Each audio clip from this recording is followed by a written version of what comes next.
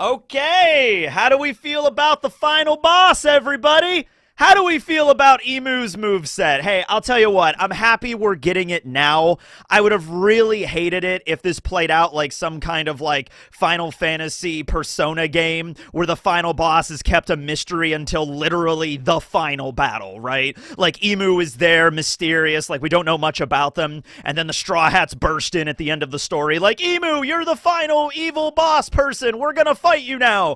And then Emu is like, ah yes, I have been a mystery up until now, but allow me to reveal all the things I can do for this one final battle, and then you'll defeat me, and then, I don't know, rainbows and kittens will fall from the heavens all over the One Piece world, and the red line will crumble, and peace and prosperity will, sweep throughout the land. Fishman Island is still getting destroyed, though. Keep that in mind. Regardless of whatever finale we're going to have in One Piece, good or bad, or who's going to die, or who's going to live, or I guess who's going to stay good and who's going to stay evil at this point, Fishman Island is still obliterated, and it's going to be Luffy's fault. I trust Madame Chiarli's prediction. Okay, so last chapter we got to see Emu in action. They have possessed Gunko, effectively becoming Emo. I should have come up with that joke in the chapter review. I was like, Gumu? But like, no, Emu and Gunko, Emo. It was right there, okay? And Emu's already a bit of a drama queen, so yeah, okay. So what moveset does Emu got as the evil master devil of the entire world? Well, a couple of really scary things, and we probably even haven't seen, like, I don't know, half of what they can do, a quarter of what they can do, 5% of what they can do. But what we have seen what they can do, pretty damn terrifying. Okay, so first and foremost, the devil form that we see Emo assume in this chapter, okay?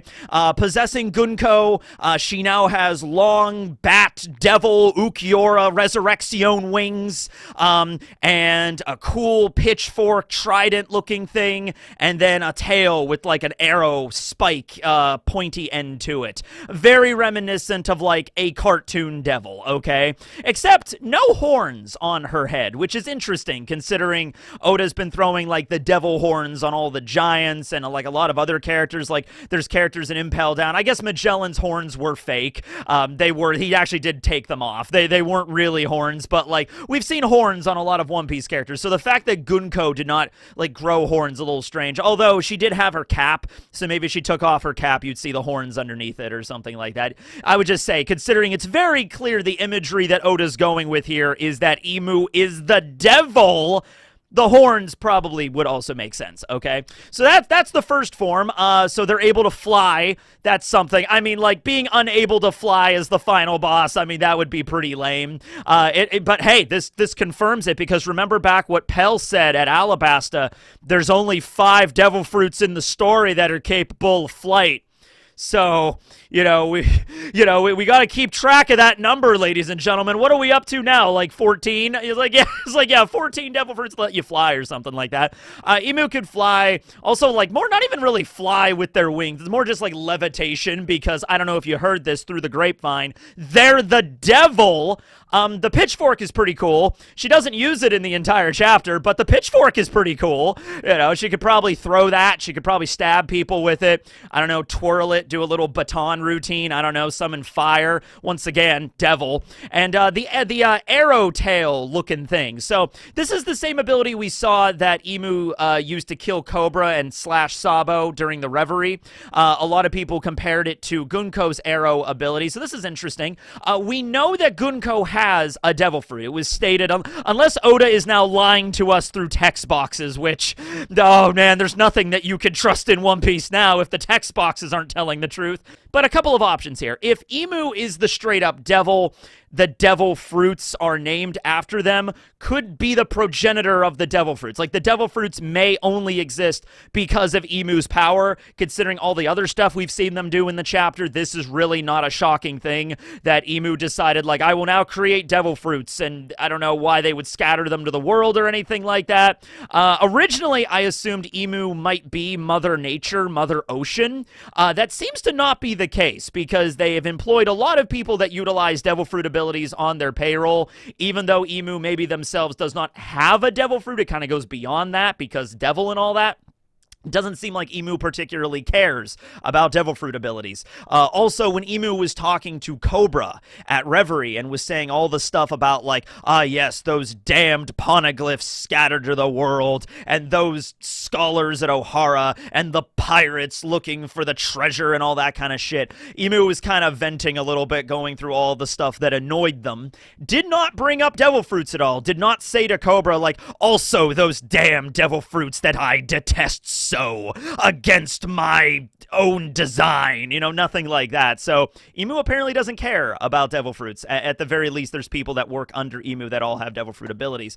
So it's very possible that Emu maybe can just eat as many Devil Fruits as they want, and then delegate out those powers and hand them out, or let them be lent out or borrowed by anybody that they desire, right? So maybe Emu was the one that ate the Aeronomi, and also all of the mythical zones of the Gorosei, and the Thorn fruit that Summers has, and just, gives that ability out to them as part of the moveset, as part of, okay, give me your lifespan, or cut your lifespan, and now you will become immortal, and you'll be able to regenerate, and you have all that abilities of the Gods Knights and the Gorosei in exchange, or like Summers ate the fruit, and then through that contract, Emu gets the power and final say. Essentially, what you are doing when you're making the devil contract with Emu, the people that maybe have the choice to make the devil contract, because it doesn't seem that Broggy and Dory had a choice. It just seems like it kind of just happened with them. They were forced upon the contract, right? Forced to sign right here.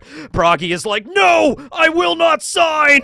And then there it is, right? So if there is a choice from the Gods Knights and Gorosei perspective, like join me and, sign this magic grimoire, and then you will receive powers the likes of which you have never seen before, Emu takes control over you, the exact opposite of Luffy's Gear 5th sun god Nika, hope and liberation. This is the god of control, which is interesting as a side note, because throughout the different worlds mentioned in the Harley, the sun god was mentioned to be a destroyer at one point. At another point in the first world was mentioned to be a liberator. So, it's like, oh, okay, there's a devil fruit, and that's what Emu has, and then there's the sun god devil fruit, which is the antithesis, which is Luffy. What if, I don't even know how this would work, but what if it's not even so much two separate devil fruits, it's the same power? Or what if Emu is the sun god, but was reversied, because now we have this ability that can flip your good side and your bad side. If you've ever seen Shaolin Showdown, this is the yin and yang yo-yo ability. That's just straight up what this is. Yeah, not really sure about that. But anyway, walking it back a little bit, could be that Emu can eat as many devil fruits as they want and hand out the power. It could be that the Gods Knights, like Summers, ate the thorn fruit on his own, but then when he made this Faustian deal, Emu was like, I control all aspects of you. All right, so if I want to take your devil fruit power and use it myself, I can do that. Might be the thing with Gunko, something like that. And if Emu wants to eradicate you, just snap their fingers, and like we saw with Saturn, just all the powers, I'm taking my powers back, just and then you just shrivel up and die, okay? It also really does seem that depending on the individual, the powers that they get, that the way they manifest are very different. Dory and Broggy assumed these ancient giant oars-like forms with the horns and like quadrupling in size and the fangs and just looking more evil in appearance. They also grew wings. Oars and Oars Jr. did not have wings, but whatever. They look like ancient giants now, right? So it might be more of Emu's devil power giving them awakening that ancient giant DNA in them and making them that form, okay? But that's not the form that Summers or the Gorosei take. They don't have fangs and giant horns on their head or anything like that. So it might be Emu has the devil power to give to you, but depending on who you are, what species you are in the One Piece world, or what your personality is like, it manifests in different ways. If that makes sense, is the best way I can describe it, okay? So Bragi goes over and grabs Emu and begins to crush her, and that doesn't work really well. In response, Emu pulls out a Grimoire. Emu pulls that out, and then what's going to happen? I could have sworn this was going to be the point where Emu takes some of Bragi's blood or something and writes it in the book of just like, ah, yes, Bragi, I now have your blood. I will now pen in ink that you will now be my thrall. You know, I thought it was going to be something like that. No, Emu pulls two objects out of the book, a dagger, which, okay, yeah, the dagger. You already had the pitchfork. I don't know why you needed the dagger, but okay. Summons a dagger and then stabs Bragi's hand with it. Now I'm just kind of realizing also, by the way, Emu is relative, like Emo right now taking over Gunko is about the same size as a human. Like they did not grow exponentially or anything like that. You know, Bragi is still able to just grab them in his hand, right? That dagger would have been the size of like a toothpick, if not smaller from the perspective of Bragi. So now really actually realizing like, summoning a dagger and stabbing a giant Bragi in the hand, it would just be like, it would be like a, like nothing. It'd be like a mosquito bite to him, but it was enough to be like, oh, you know, like a lot of pain. Which, if you remember, when Sabo got slashed by Emu's tail during Reverie, the expression on Sabo's face did not look like he was having a fun time. It was like, ah! You know, like his eyes, you know, whited out for a moment. And he, like, almost lost consciousness just from that attack. And it didn't even seem like, it seemed like a bad attack. I mean, he was getting slashed and he was bleeding and everything like that. But I'm sure Sabo was taking worse injuries overall from what seemed on the surface. And it looked like it hurt bad, okay? So, like, yes, you could just add hockey onto that or whatever. But maybe there's just some other ability, too, to augment pain and suffering. That could probably be it as well. So Emu summons this dagger, stabs Bragi, even though the dagger itself is pretty small and it's like nothing in terms of like overall damage. The pain could be exponentially multiplied, and so Bragi was like, ah! And then the second object that Emo, Gunko, Gumu pulls out of the book, not something I was expecting. I don't think anybody was expecting this. I mean, whatever you might have been thinking about Emu's moveset and what they're capable of, shotgun! Just pulls out a double-barrel 12-gauge shotgun, and just a giant shotgun, and proceeds to blow off Bragi's hand at the wrist. It just boom! Ah! Okay, Emu's packing, all right? I mean, like, now here's something. Wouldn't it be interesting if this is more in the sense of flavor? Like, okay, Emu, if they really wanted to, could just summon, like, an evil energy fireball or something and then just throw it at Bragi, and it would have exploded and it would have had the same exact effect. Except Emu personally likes the idea of, like, using firearms. So it's like, okay, I could just summon, like, an evil explosion attack and blow off your arm, but that's not really clever or original. Tell you what, I'll make it a giant shotgun. And then that'll be the same. It's the same effect, but it looks way cooler. So, I don't know, just the evil final boss ruler of the entire world government, this immortal devil creature that has lived for the last 900 years, and just like, here's my ability. I pull out guns. I pull out firearms. Second Amendment. Boom, boom, boom. It's like, okay, I'm all right there. There was also earlier in the chapter, Emo summoned like a magic circle and like cannons appeared out of it and blasted the giants on there. So the best way for me to explain this really is that Emu is really following the law and testament of Danny DeVito, playing Frank in It's Always Sunny in Philadelphia, and that is, you gotta start blasting. All right, you just, I mean, hey, it's the quickest way to deal with your problems, right? You just pull a giant demonic 12-gauge shotgun out of a magic grimoire and start blasting the giants. It's just like, there you go, I guess, sure. So not what anybody was expecting there, but I'm sure Oda had a lot of fun drawing it. Okay, so after stabbing Bragi and shooting him, and he's on the ground, you know, oh god, it hurts. That is when Emu pulls out the next ability. This is called Demon Contract. Kuwaru. All right? And so this summons the circle. It seems like Emu is like drawing it in the air, or at the very least like doing like that and then summoning the magical circle in the air and then like physically throwing it at an enemy, and it lands like over Broggy, it hits the ground, and then Broggy begins to sink into the abyss, into the magic circle. Like, wait, no, please stop. Keep in mind, Broggy is a really tough dude. He is one of the original giant warrior pirates, okay? So this is not an ability you can escape through physical force or resistance, is what I'm saying, okay? If it was as easy as just like Broggy just like, I will use my strength to break out of the abyss, walk out of the magic circle. If that's all that was required, he would have been able to do that very easily. So he's sinking into the magic circle, and when about he's halfway submerged in the circle, that is when Emu activates an ability that's contingent upon a Kawaru, the demon contract. This is Domi Reversi.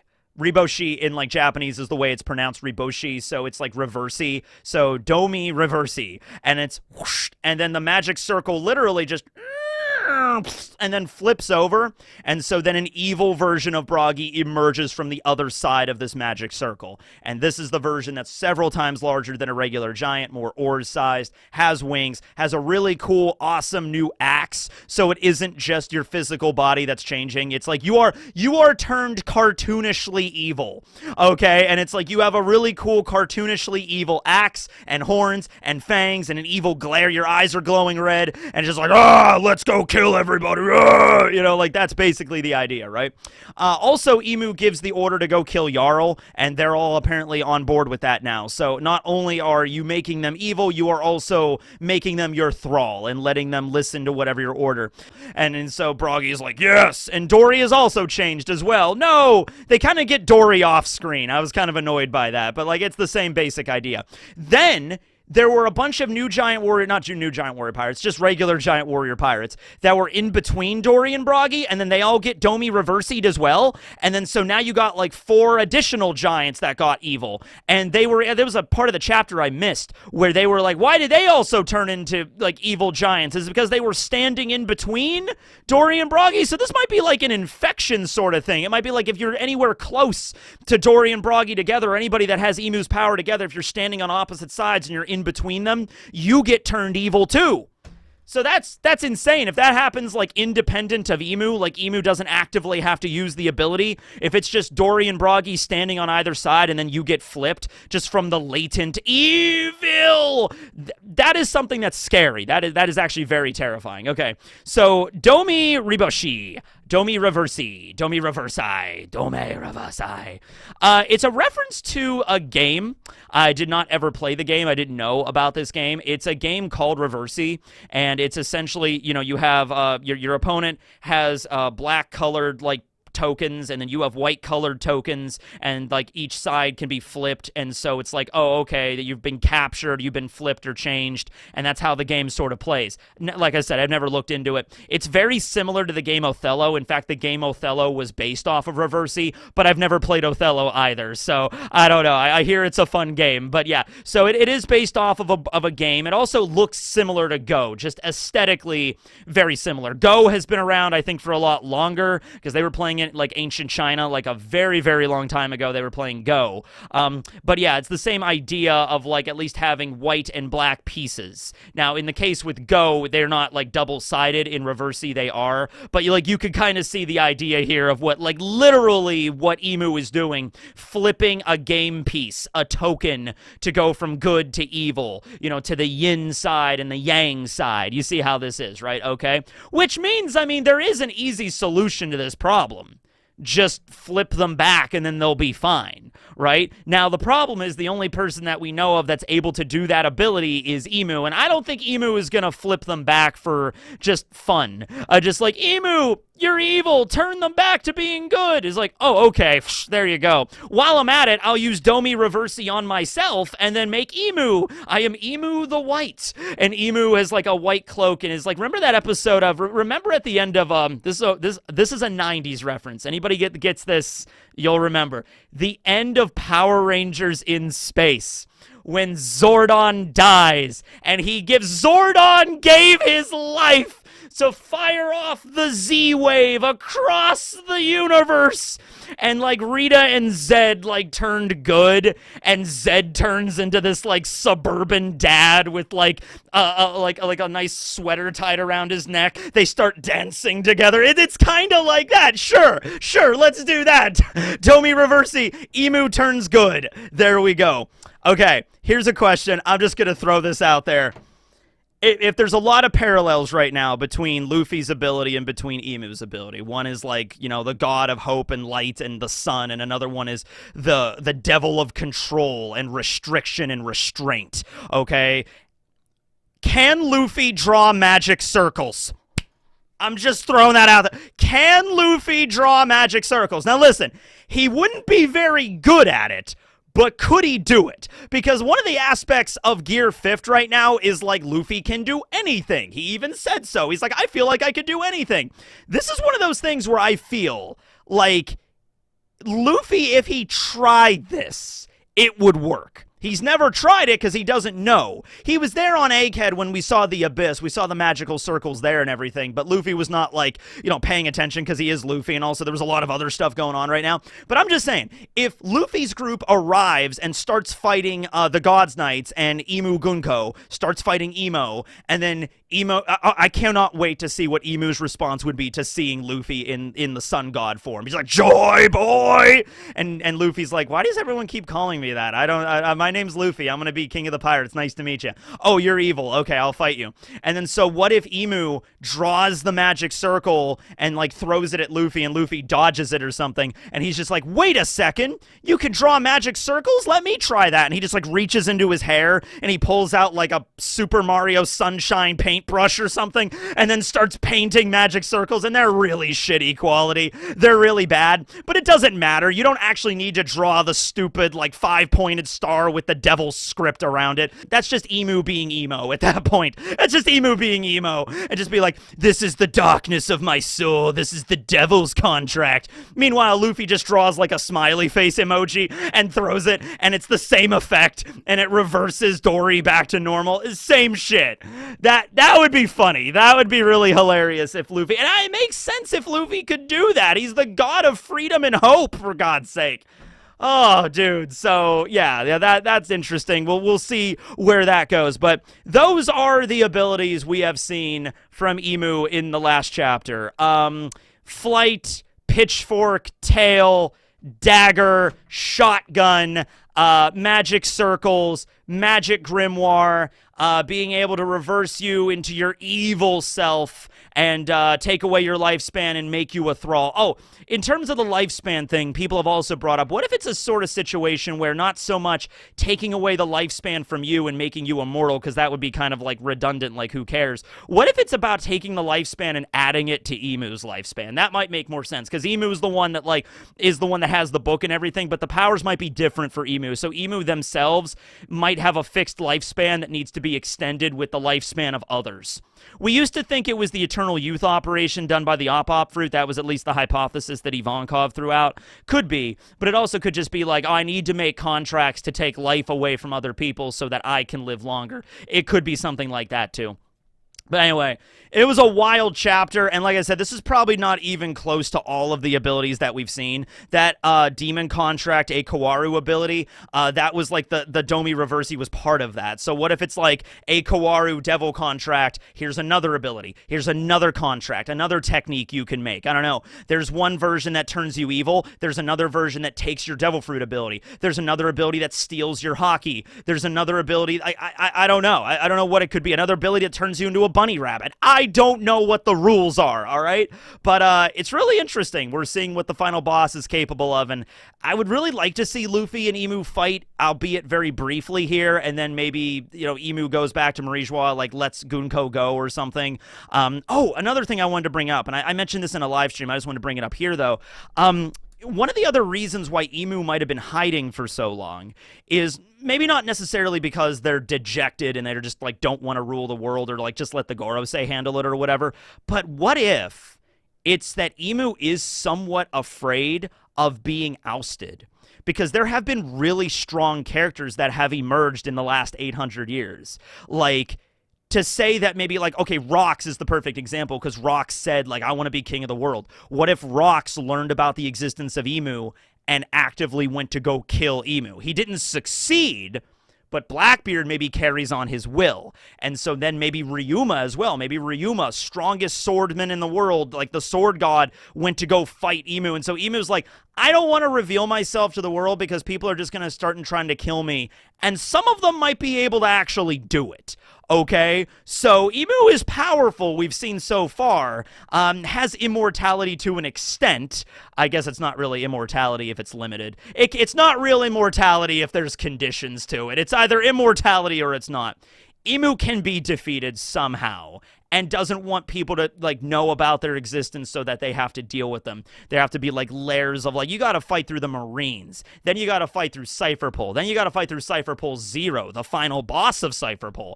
Then you got to fight through, I don't know, Kong. Then you got to fight through the God's Knights. Then you got to fight through the Gorosei. Then you finally reach Emu after like 9 boss fights in the gauntlet. It's like, okay, now I'll finally get off my chair and do something, right? So it could just because like, oh, okay, you were really strong. I hope I don't die here because I want to keep control of the world kind of shit, right? So I don't know. Maybe Rox and Emu did have a fight at some point. Or at least they interacted at some point, maybe. And now Blackbeard's in the story. Maybe like he's gonna go and try to avenge his pappy, avenge Rox or his uncle or whoever Rox was to Blackbeard. But I just wanted to bring that up too. All right, thanks for watching, everybody. This will be Teching signing out. Later.